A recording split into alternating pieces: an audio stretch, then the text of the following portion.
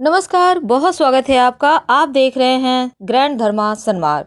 इस बार शरद पूर्णिमा की तिथि को लेकर कंफ्यूजन है, क्योंकि इस बार शरद पूर्णिमा 30 अक्टूबर की शाम 5:45 पर लग रही है और 31 अक्टूबर की रात 8 बजे समाप्त हो जाएगी।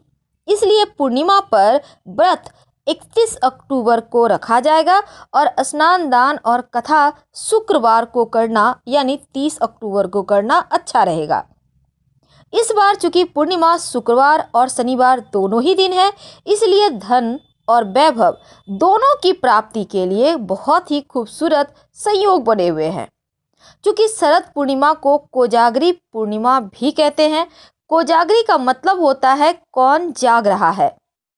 इस दिन महालक्ष्मी की आराधना होती है, पूजा होती है और शरद पूर्णिमा पर भगवान विष्णु और माँ लक्ष्मी की पूजा करना आपके जीवन में धन और सुखों को बढ़ाता है।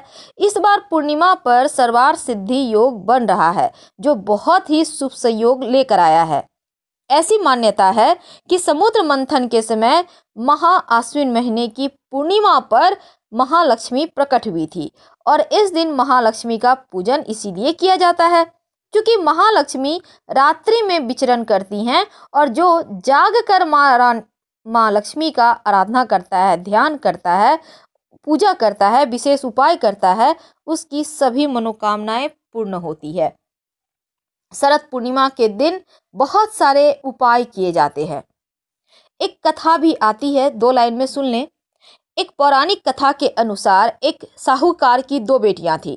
दोनों पूर्णिमा का व्रत रखती थीं। एक बार बड़ी बेटी ने पूर्णिमा का विधिवत व्रत किया, लेकिन छोटी बेटी ने व्रत छोड़ दिया, जिससे छोटी लड़की के बच्चों की जन्म लेते ही मृत्यु हो जाती थी।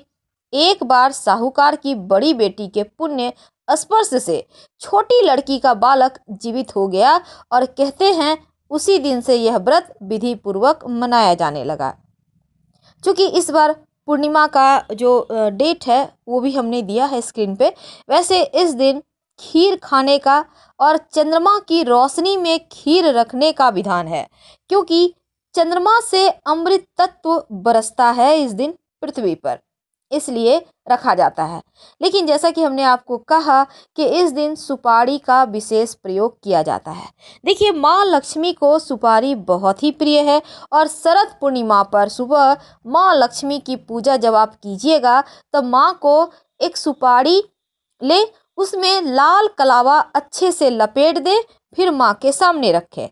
अब पूजा करने के समय उस सुपारी पर अक्षत, कुमकुम, पुष्प वगैरह से अब पूजा करें और फिर उसको उठाकर अपने धन की स्थान पे रख लें। धन की कमी कभी नहीं होगी और माँ लक्ष्मी की कृपा से आपका सुख और वैभव दिन दूनी रात चौगुनी बढ़ता चला जाएगा। तो इस पूर्णिमा पर ये छोटा सा उपाय सुपारी का जरूर करें। वैसे तो हमारे धर्म ग्रंथों में सुपारी को भगवान गणेश का भी प्रतीक माना गया है और जहाँ माँ लक्ष्मी होती हैं वहाँ गणेश जी का आवाहन करना बहुत आवश्यक है। माँ लक्ष्मी, भगवान श्री हरि विष्णु, उनके बिना भी इनकी पूजा अधूरी मानी जाती है, यानी आप इनको मनाना ही होगा।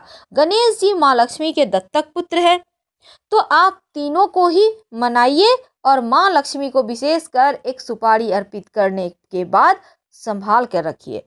अगले साल पूर्णिमा के दिन, इसी शरद पूर्णिमा के दिन पहले वाला सुपारी मिट्टी में दबा दीजिएगा, नई रख दीजिएगा। फिलहाल विदा लेंगे। हर हर महादेव।